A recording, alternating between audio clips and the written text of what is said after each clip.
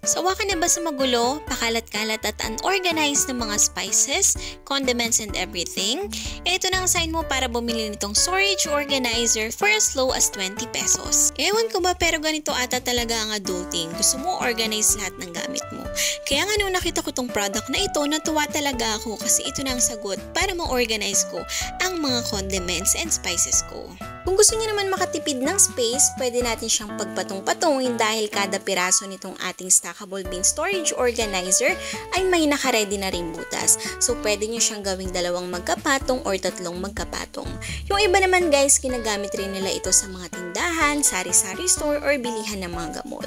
Pwede niyo siyang paglagyan ng mga shampoo, conditioner at pwede niyo rin siyang paglagyan ng kahit anong gamit na pwede niyo i-organize sa inyong mga tahanan. At last, eto na guys yung ating na-assemble na storage bin organizer. O, diba? Ang ganda. Sa halagang 20 pesos per piece, meron ka ng ganito. And ayan guys, mula sa magulo at unorganized sa mga condiments, spices, and everything, eto na siya. Click yellow basket to order!